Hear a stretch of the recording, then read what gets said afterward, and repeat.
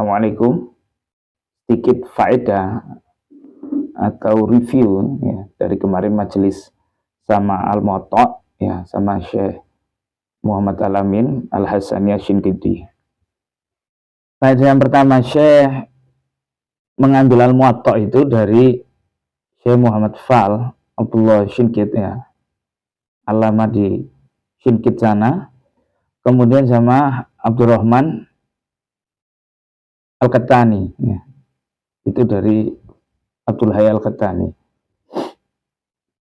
Itu faedah yang pertama. Kemudian yang sama dari beliau ya, yang dengar dari beliau itu yaitu hadis awal ya, kemudian bab tolak sampai awal kitab tolak itu ya, sampai bab miras ya, bab mirasul waladil mula'ana itu.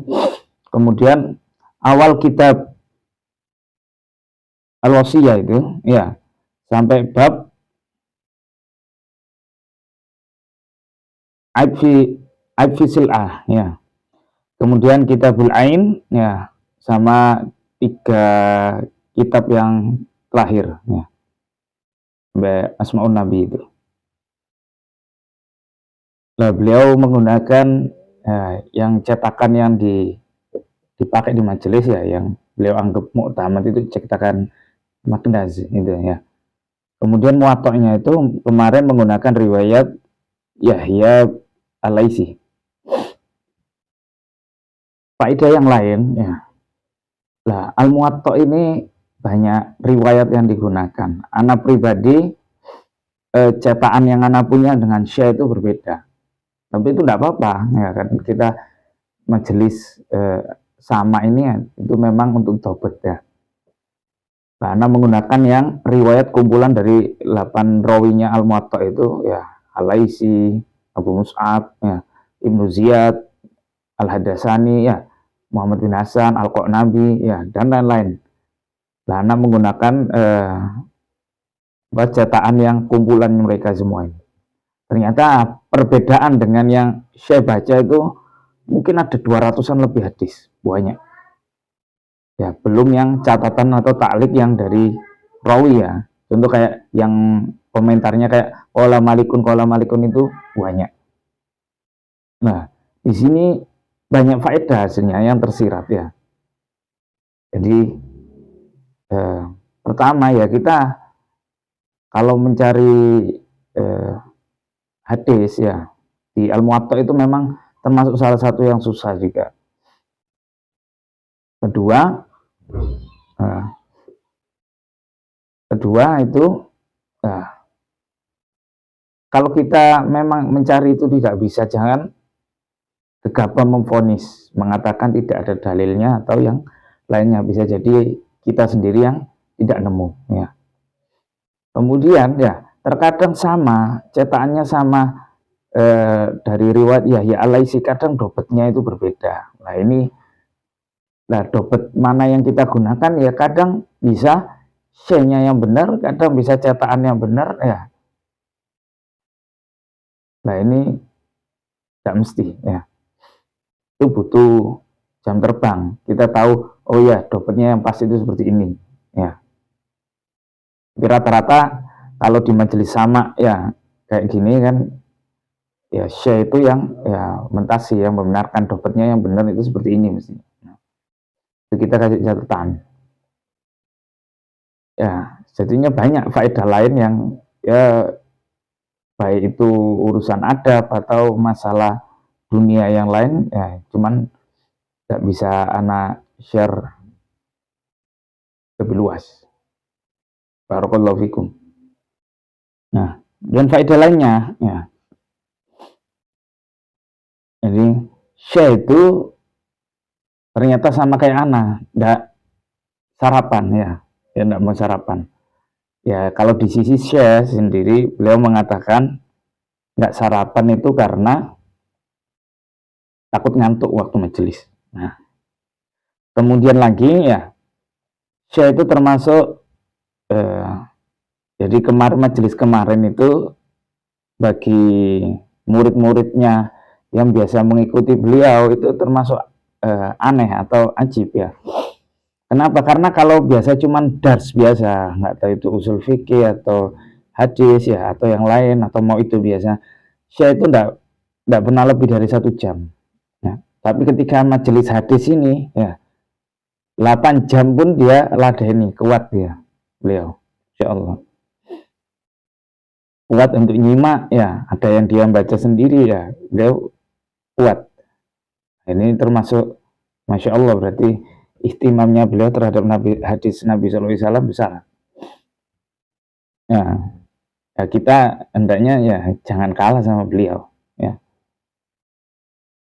ya ana lihat semua peserta rata-rata kalah semua sama Syekh. Ya, apalagi kalau kita misal ada dengar atau ya dengar qori yang membaca itu kurang cepat, itu kan konsentrasi kita pasti buyar. Ya, soalnya didengar aja udah paham, nggak pakai baca itu sudah bisa paham. Nah itu pasti buyar. Tapi saya sendiri tetap nyimak walaupun pelan-pelan. Salah dikasih sama beliau, dibetulkan. Nah, beliau sabar. Tapi kita ini, aduh, kalah sabar ya. Kemudian lagi faedah yang lain, ya.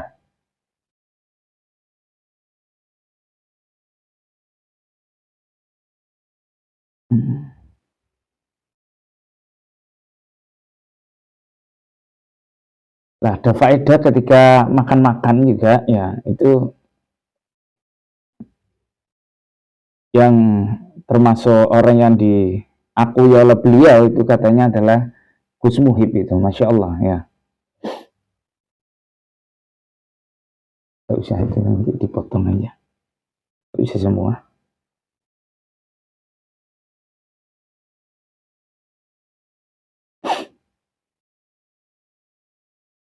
Nah, kemarin itu ada qori terbaik ya. Ya termasuk sohib juga, itu Ustaz Gilang, Insya Allah. Beliau termasuk baca Al-Muwatta itu yang paling lancar, ya, paling cepat, paling enak, ya. Nah, di antara kiatnya ketika beliau ditanya kenapa kok bisa baca lancar Al-Muwatta itu, apa hafal semua? Ternyata apa? Ketika istrinya hamil, ya beliau sering hampir tiap harinya itu baca 100-an hadis, ya 100 hadis Muwatta gitu. Jadi sudah hatam berkali-kali, makanya lancar, Insya Allah.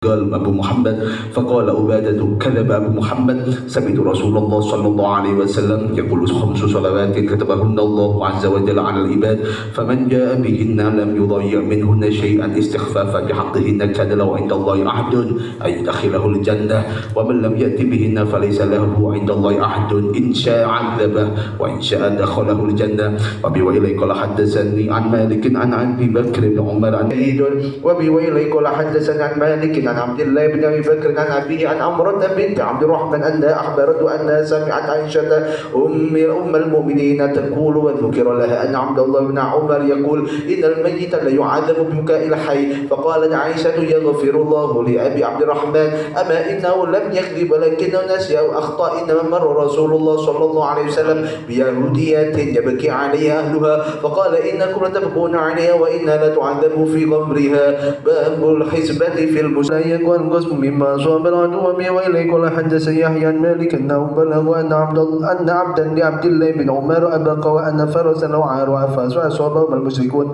ثم غنمهما المسلمون فرد على عبد الله بن عمر وذلك قبل أن يصيبهما المقاسم قال ما سمعت مالكا يقول فيما يصيب العدو من أموال المسلمين إنه إن أدرك قبل أن تقف فيه المقاسم فهو رد على أهله وأما ما وقع فيه المقاسم فلا يرد على أن سئل مالك عن رجل هذا المشركون غلامه ثم غنمه المسلمون قال مالك صاحب أولى به بغير ثمن. عليه وسلم ألم أرى برمة فيها لحم فقالوا بلى يا رسول الله ولكن ذلك لحم تصدق به على بريرة وأنت لا تأكل الصدقة وقال رسول الله صلى الله عليه وسلم وعليها صدقة وهو لنا هدية.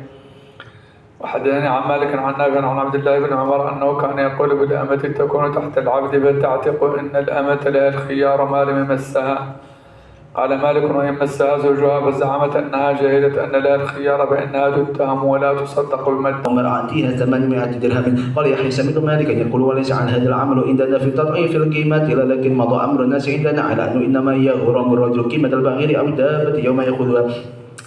باب القضاء في من أصاب شيئا من البهيم. قال يحيى سمعت مالكا يقول الأمر عندنا في من أصاب شيئا من البهيم إن على الذي أصاب قدر من نقص من ثمنها. قال يحيى سمعت مالكا يقول في الجمل يسول على الرجل فيخف على نفسه فيقتله أو يعقله فإنه إن كان له بينة على أنه أراد وصل إليه فلا غرم عليه وإن لم تقم له بين إلا مقالته فهو ضامن للجمل. باب القضاء فيما يعطى العمال. قال يحيى سمعت مالكا يقول في من دفع إلى الغسال ثوبا يسبوه أردت رداء هذا؟ قال نعم. فأمر برسول الله صلى الله عليه وسلم أن تقطع يده. فقال له صفوان إني لم أرد هذا يا رسول الله وعليه صدقة. فقال رسول الله صلى الله عليه وسلم فهل قبل أن تأتيني به. فقال حدثنا مالك عن ربي أنت بنت.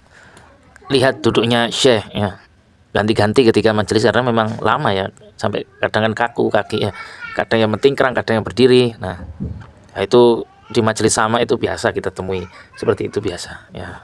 Ya semua majelis yang panjang-panjang darahnya ya, rata-rata seperti itu, dan itu dimaklumi ya, bukan dianggap tidak sopan, itu biasa.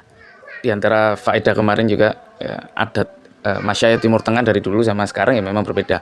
Ketika membuka sama menutup majelis itu berbeda ya. Orang Indonesia terlalu banyak ritual. Kayak kemarin ya misalnya, membuka majelis 1, 2, 3 ya, itu beliau cuman ngomong bismillah nabda ya. Kadang sholawat sendiri, kadang hamdalah sendiri ya. Ketika majelis berhenti juga beliau cukup nakifuna langsung ditinggal majelis itu. Jadi simple ya. Jadi kadang kita yang orang Indonesia ini terlalu ribet ritual gitu. Dan ini sering anak temui ya, di majelis sama manapun itu rata-rata sama. Pembukaan sama penutupan majelis itu super simple, singkat ya. Tidak ribet ya. Dan Syekh Husnudzon ya, para jamaah ini sudah tahu semua doa kafaratul majelis ya. Tidak diajak pun mereka tahu sudah. Beliau cuma nakifuna gitu. Berhenti di sini, sudah ditinggal langsung beliau berdiri ninggal majelis.